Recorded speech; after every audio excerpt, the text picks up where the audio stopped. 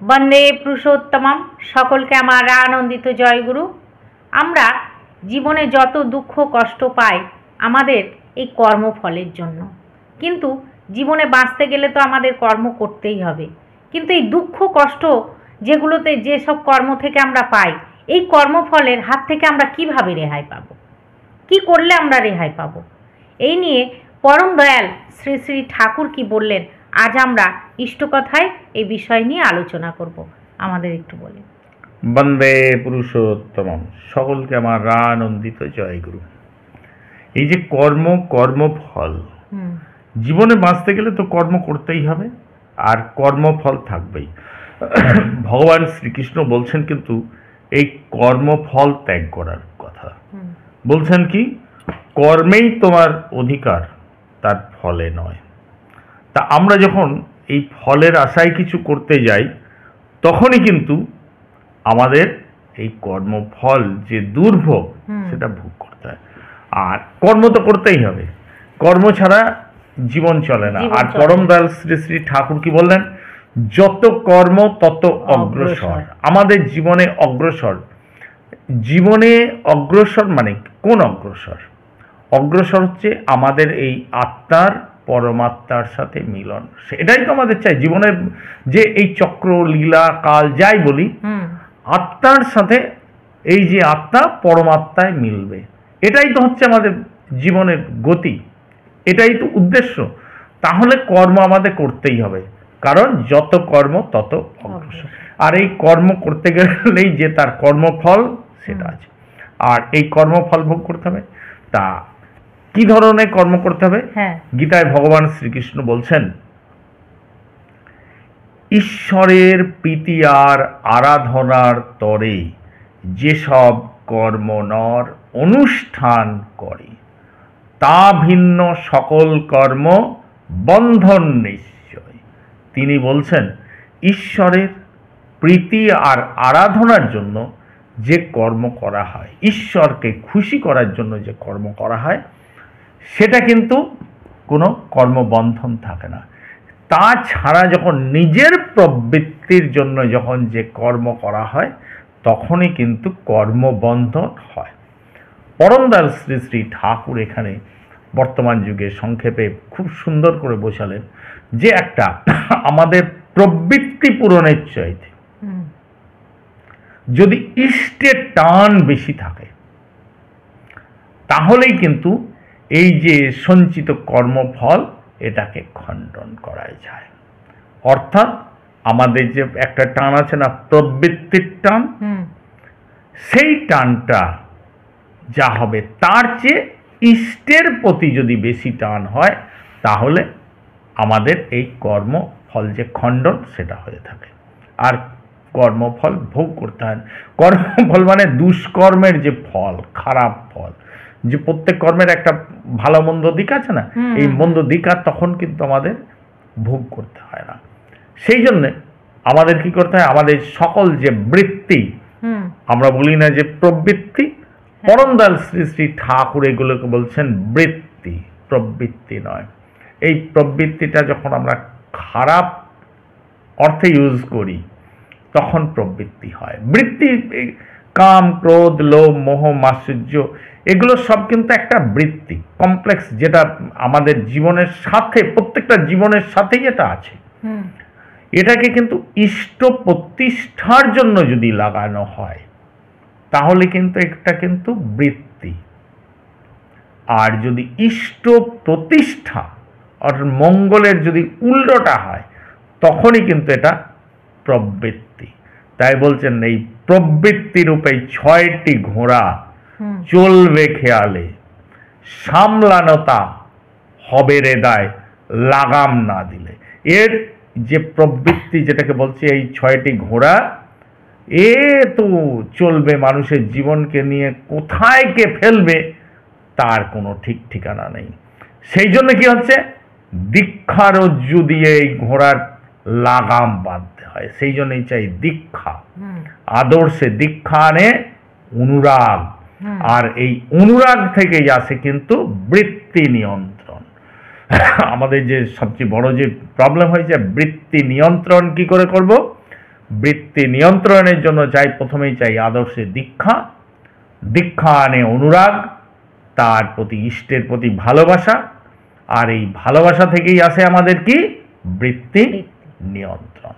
তাই ইষ্টের প্রতি আমাদের টান গজাতে হবে। আর এই টান গজানোর জন্যই কিন্তু পরম দয়াল শ্রী শ্রী ঠাকুর যে দিলেন কি যজন যাজন ইষ্টভৃতি। যজন তাকে জানা, সহজ কথায় যাজন, এই জানাটাই আমরা যে জিনিসটা জানি সেটা কিন্তু পরিবেশকে ইম্পার্ট করা, পরিবেশের মধ্যে এই ভালো ভাবটা সঞ্চারিত করা। ইষ্টভৃতি, ইষ্ট মানে মঙ্গল, মঙ্গলের ভরণ, মঙ্গলের যে ভরণ করবে তার কখনো অমঙ্গল হতে পারে না।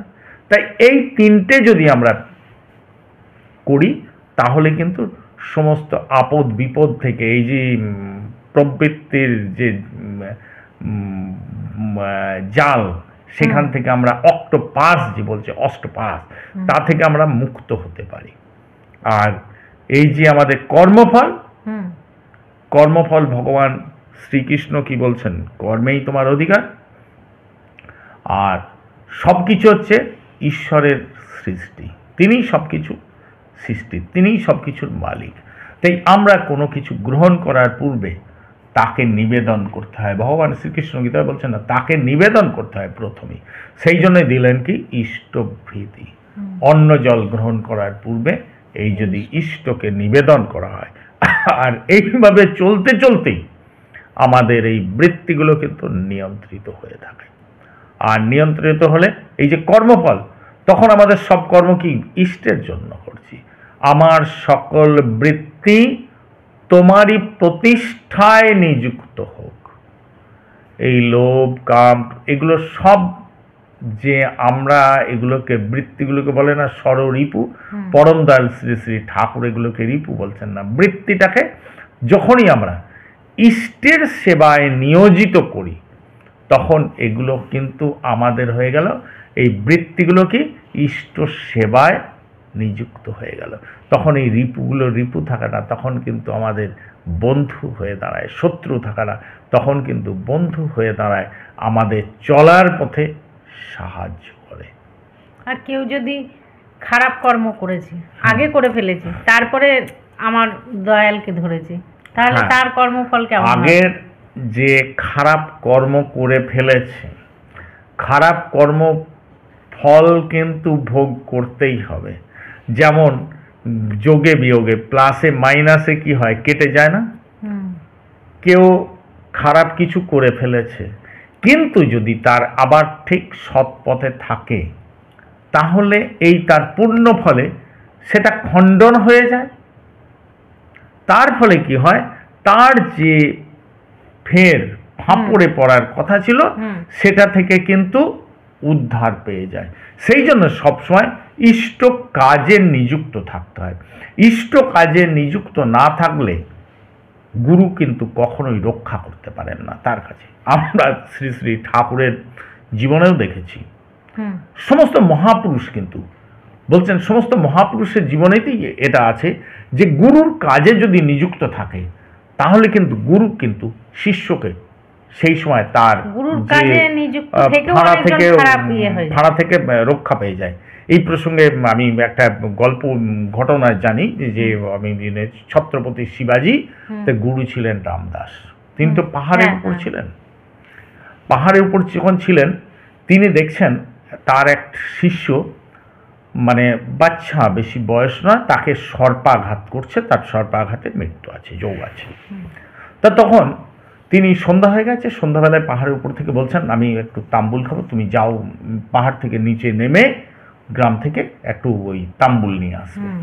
তা তাম্বুল আনতে পাঠিয়েছে। কিছু দূর আসার পরেই দেখায় হঠাৎ একটা চিৎকার যখন শুনেছে তখন ওই রামদাস স্বামী শিষ্যদের পাঠিয়েছে, দেখ দেখ কর কি হলো। শিষ্যটার নাম কি ছিল আমি এই মুহূর্তে ভুলে গেছি, যাক ওকে দেখ দেখ। তা শিষ্যরা তখন তো মশাল জেলে নিয়ে চলে আসছে। আর তখন রামদাস স্বামী তার ওই, তিনি তো জানেন, তিনি ওই কুমণ্ডল নিয়ে আসছেন পিছু পিছু। এসে দেখছেন যখন ওই শিষ্যটা কি হয়েছে, একটা মানে কাল কেউটে ওকে দংশন করেছে রাস্তা যখন নামছিল। আর সে সেই বিষের জ্বালায় চিৎকার করছে, পড়ে মানে মুখে ফেনা টানা উঠে গেছে, একবারে মৃত্যুপ্রায়। তখন রামদাস স্বামী কী করলেন, ওনাকে ওই তার শিষ্যকে ওই কুম্বলের জল টল দিয়ে সেই মতো ভালো করে পরিষ্কার মানে তার সাপের দংশন থেকে মুক্ত করে তুললেন, ভালো হয়ে গেল ছেলে। যে ভালো হয়ে গেছে সে তখন ছুটছে, আবার নিজে ছুটছে, আরে যাস কোথায়? তা বলছে না তাম্বুল। তার মনে কিন্তু আছে যে গুরু আমায় বলেছে যে তাম্বুল আনতে। সে সর্পের দংশনে পড়ে গেলে তখন সে যেতে পারেনি, বিষের জ্বালায় মৃতপ্রায় হয়ে গিয়েছিল। কিন্তু যখন আবার তার জ্ঞান ফিরল, সে কিন্তু আবার সেই তাম্বুল আনতে, তখন বলছে তোকে আর আনতে হবে না, আমার ওটা খাওয়া হয়ে গেছে, তাম্বুল খাওয়া হয়ে গেছে। তা গুরু এখন তাম্বুল পেলেন কোথায়? শিষ্যরা জিজ্ঞেস করছে আপনি এখন তাম্বুল পেলেন কোথায়? তাম্বুল তো নিয়ে আসেনি, ও তো আনতে গিয়েছিল, আনা হয়নি, ওটা আমার হয়ে গেছে, প্রয়োজন মিটে গেছে। তা তখন বলছেন না, ওকে যখন ওই কেউটে খেয়েছে তখনই আমার তাম্বুল খাওয়া হয়ে গেছে। তো তা তখন শিষ্যরা বলছে তাহলে কি আপনি জানতেন যে ও এইভাবে গেলে ওর এই ধরনের বিপদ হবে? বলে হ্যাঁ। তাহলে আপনি জেনে শুনে ওই বিপদের মুখে ওকে ঠেলে দিলেন কেন? জেনে শুনে বিপদের মুখে? বলে তা না হলে আমি ওকে বাঁচাতে পারতাম না, তা না হলে আমি ওকে বাঁচাতে পারতাম না। যেহেতু সে গুরুর কাজে ছিল, তার মাথায় ধান্দা কিন্তু ইষ্ট, তার ইষ্ট ধান্দা যখন আছে, তখন ইষ্ট ধান্দায় ঠাকুর বলছেন না, লাগ ধান্দায় মনটি ব্যস্ত, ইষ্ট ধান্দায় বইলি না, তবুও চাস তুই বিধির দয়া, মতিচ্ছন্ন বুঝলি না। এই যে ইষ্ট ধান্দায় আছে বলে কিন্তু গুরুর ধান্দা, ইষ্ট ধান্দা, তাই কিন্তু বেঁচে গেলেন। এটা হচ্ছে রামদাস স্বামীর গল্প। এই ধরনের অনেক ঘটনা আমাদের শ্রী শ্রী ঠাকুরও আছে, ভক্তদের কিভাবে তিনি রক্ষা করেছেন, এ ধরনের আমরা অনেক ঘটনা তো আলোচনা করেছি। ঠিক আছে, তা আমাদের চাই টানটা চাই ইষ্টের ওপর। ইষ্টের ওপর যদি টান থাকে এবং সব কিছু যদি আমরা ইষ্টের জন্য করি, তাহলে কিন্তু আমাদের জীবনে সুখ শান্তি থেকেই যায়। তখন কিন্তু আর আমাদের জীবনে ওই বাধা থাকে না। আমরা যে বলি না দুর্ভোগ যেটা যে ঠাকুরকে ধরেও দেখা যায় ঠাকুরের কাজও করছে, আবার কিছু কুকর্মও করে ফেলছে, সেখান থেকেও দেখা যায় যে উনি ঠাকুরের কাজটা করছে বলে কিন্তু অনেকটা রেহাই পেয়ে যায়। বলে কিছু খারাপ করতে গেলে তখন কি হয়, যে আমরা যে বলছি না যে ঠাকুর বলে, কিন্তু পরম দয়াল বলছেন ঠক্কর দিয়ে দেন তাকে, ওই কিছু করতে গেলেই তাকে ঠক্কর দিয়ে দেন। আর এই ঠক্কর খেয়ে খেয়ে মানুষ শেখে, তখন সেখান থেকে বেরিয়ে আসে ভালো হয়। ধীরে ধীরে মানুষ ইষ্টের পথে থাকলে সে ভালো হবে, ভালো হবে, কারণ ভালো ধরে থাকলে ভালো হবে। এটা খুব সাধারণ সহজ হিসাব। আর পরম দয়াল ঠাকুর বলছেন তাই, যে আমাদের কি এই যে কমপ্লেক্স, আমাদের প্রবৃত্তির টানের চেয়ে যদি ইষ্ট টান বেশি থাকে, তবে সমস্ত সঞ্চিত যে কর্মফল দুর্ভোগ সেগুলো সব এড়ানো যায়। ঠিক আছে, বন্দে পুরুষোত্তম। জয় গুরু। আজ আমরা খুব সুন্দরভাবে জেনে নিলাম এই যে কর্মফল, এটা আমরা যেমন কর্ম করব তেমন তো ফল হবেই, কিন্তু এই যে ঠাকুর ধরে যদি আমরা আমাদের এই প্রবৃত্তিগুলো যদি খারাপ থেকেও থাকে, আমরা ভেতর থেকে সেগুলো অনেক ভালো করতে পারবো। ঠাকুরকে ধরে যদি চলি, ভালো কাজে যদি আমরা নিযুক্ত থাকি, তাহলে কর্মফলের হাত থেকে সত্যি আমরা রেহাই পাবো। জয় গুরু। বন্দে পুরুষোত্তম।